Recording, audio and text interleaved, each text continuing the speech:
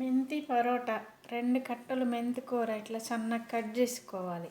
కడిగి ముక్కలు ముక్కలు కట్ చేసుకోవాలి, ఆకులు లేకుండా. ఇది ఇందులో వేసుకోవాలి.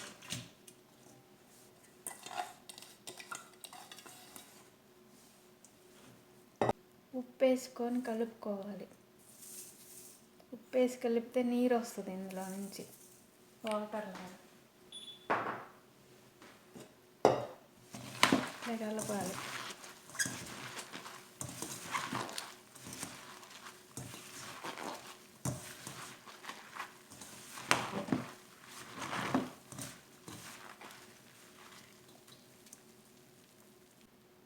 గోధుమ పిండి వేసుకోవాలి. 3 కప్పులు వేస్తాం ఇందులో.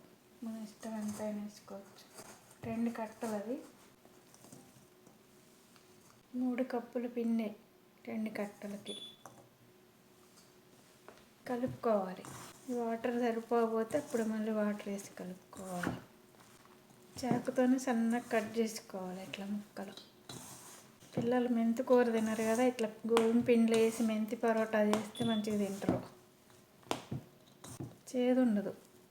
ఇప్పుడు సరిపోకపోతే కొంచెం వాటర్ వేసుకుంటూ కలుపుకోవాలి, చూసుకొని. ఇట్లా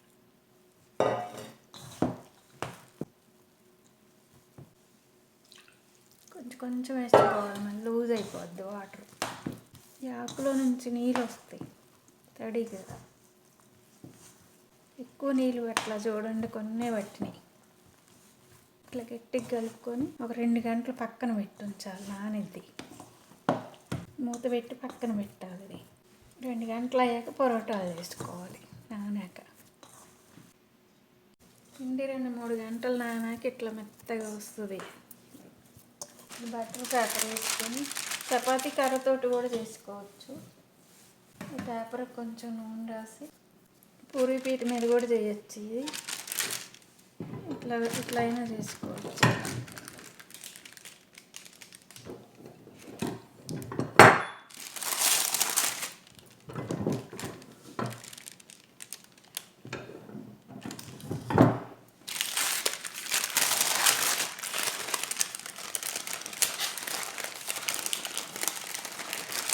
ఇట్లా చేసుకొని ప్లేట్లో పెట్టుకోవాలి.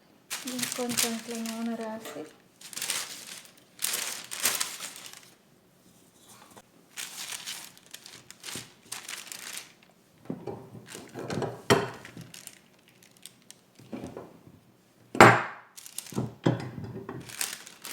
ఇట్లా చేసుకోవాలి. చేసి కాల్చుకోవాలి. ఇట్లా కాల్చుకోవాలి. వీటిని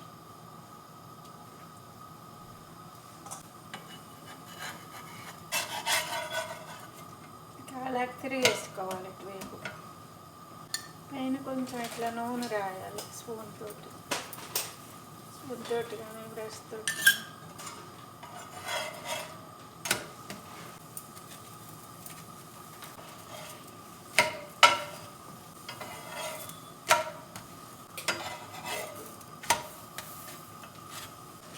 ఇట్లా కాల్చుకొని తీయాలి.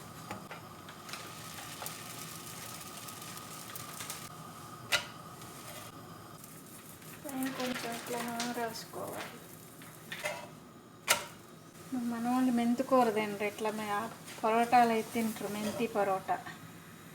మెంతి పరోటాలు ఇలా చేసుకోవాలి. ఇట్లా పలుసగా వస్తాయి, పిల్లలు మంచిగా తింటారు. ఇవి ఇట్లా చేసుకోవాలి, పలుసగా వస్తాయి మెంతి పరోటాలు.